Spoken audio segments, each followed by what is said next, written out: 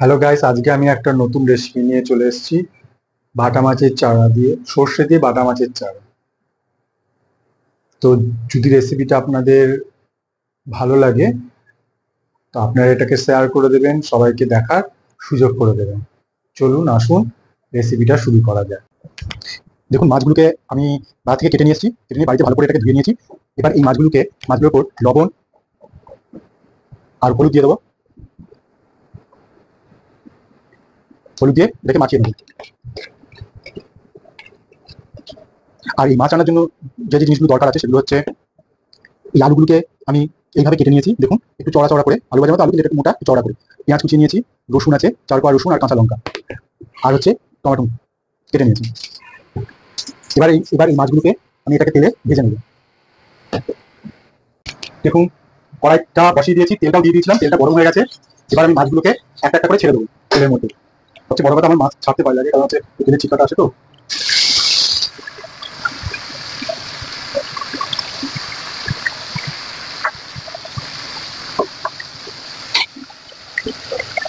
এইভাবে সব মাছগুলোকে আমি তেলে ভেজে নেব। মাছগুলো ভাজতে ভাজতে আমি কি করব, আমি এই মিক্সিং এর মধ্যে এই রসুন আর কাঁচা লঙ্কা দিয়ে যেরকম ঝাল খায় সেইভাবে দিতে পারবে, কোনো অসুবিধা নেই। আর এর সঙ্গে দিয়ে দেবো সর্ষে সর্ষে দিয়ে এটাকে আমি মিক্স করে নেবো। এটাকে আমি মিক্সিংয়ে মিক্স করে নেব। দেখুন, ওইদিকে মাছ ভাজা হচ্ছে আর এদিকে আমার মশলাটা বাটা হয়ে গেছে। কিন্তু একটা জিনিস আমি বলতে ভুলে গেছি, সেটা যখন সর্ষেটা বাড়বেন তখন একটু সামান্য একটু লবণ দিয়ে নেবেন। সেটা আমি লবণ দিয়েছি, সেটা হয়তো আপনাদের দেখানো হয়নি, কিন্তু আপনারা একটা লবণটা দিয়ে নেবেন। এবার দেখুন, এদিকে মাছ ভাজা হয়ে গেছে, মাছ ভাজা হয়ে গেছে।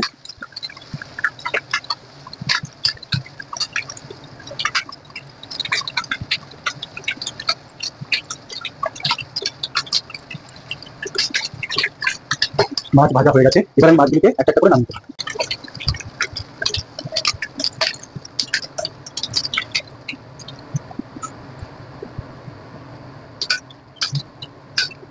দেখুন, মাছগুলি সব আমার ভাজা হয়ে গেছে।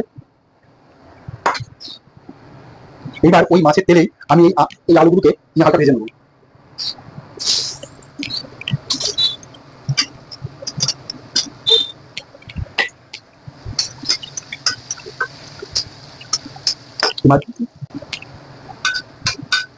দেখুন, আলুগুলো আমার ভাজা হয়ে গেছে, এবার এগুলোকে আমি নামিয়ে ফেলবো।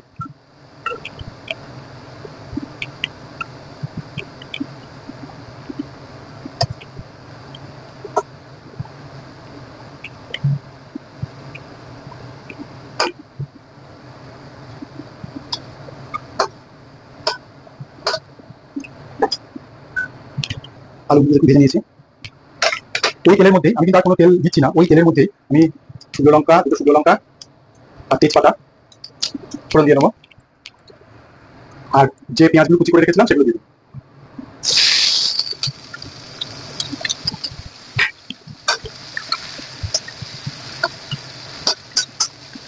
পেঁয়াজগুলোকে আমি একটু লাল ভেজে নেবো, একটু লালচে লালচে করে।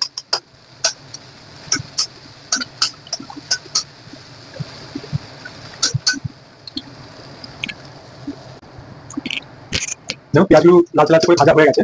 এবার আমি কি করবো, টমেটো কুচিগুলি দিয়ে দেবো। টমেটোগুলোকে ভেজে নেবো, একটু নরম হয়ে গেলে, নরম করে ভেজে নেবো। এর মধ্যে একটু লবণ দিয়ে দেবো।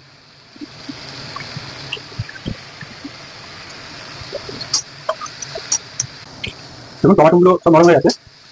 এবার এর মধ্যে আমি কি করবো, লঙ্কার গুঁড়ো দিয়ে দেবো আর হলুদ দিয়ে দেবো।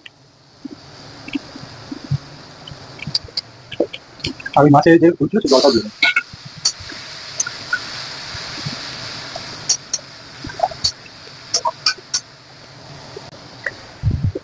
এইবার এর মধ্যে দিয়ে দেবো এই সর্ষে বাটা। সর্ষে বাটার মধ্যে একটু জল দিয়ে জলটাও দিয়ে দেবো।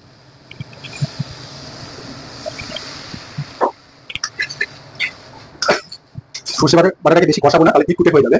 এটা একটু ফুটতে আরম্ভ করেছে, একটু ফুটলে আমি কি করবো, এই আলুটা এটার মধ্যে দিয়ে দেবো, দিয়ে ভালো করে আলুর মধ্যে এটাকে মিক্স করে দেবো।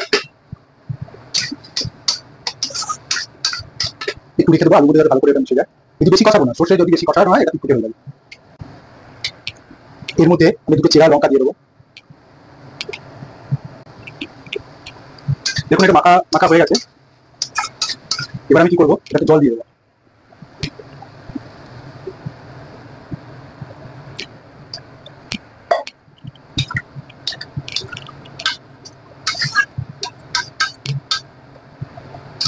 জলটা ফুটে গেলে তারপর আমি মাছগুলোকে দিয়েছি, মাছগুলোর মধ্যে ছেড়ে দেবো, ঢেকে রেখে দিই।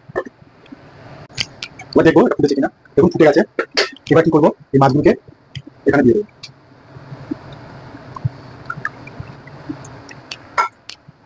নামিয়ে দেবো, আবার একটু ঢেকে রাখবো। কিছুক্ষণ রাখার পর আবার এটাকে তুলবো, তুলে মাছগুলো উল্টে দেবো। আবার ঢেকে রাখছি, দেখবো ঢাকনাটা তুলে এবার মাছগুলোকে উল্টে দেবো।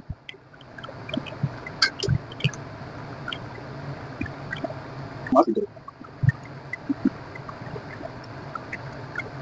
আমি একটু ঝোল ঝোল রাখবো, আপনারা চাইলে এটাকে মাখা মাখাও রাখতে পারেন, যার যেরকম ইচ্ছে সেভাবে করতে পারেন। আর একটু রাখি, তারপর নামিয়ে দেবো।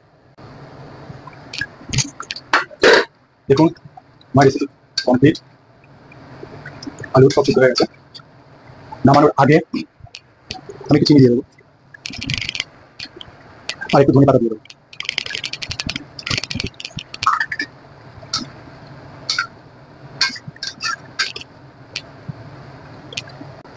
এবার আমি গ্যাস বন্ধ করে দিচ্ছি, আমার কমপ্লিট হয়ে গেছে। এবার এটা বাটিতে ঢেলে দেবো।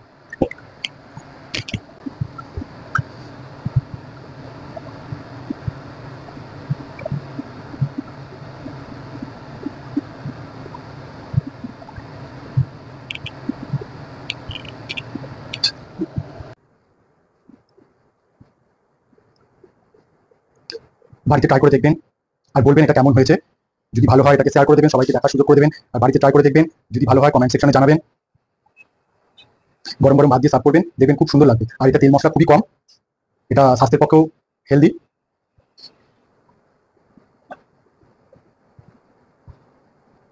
ওকে, আমি তাহলে আবার নেক্সট আরেকটা নতুন রেসিপি নিয়ে আপনাদের সামনে হাজির হয়ে যাবো।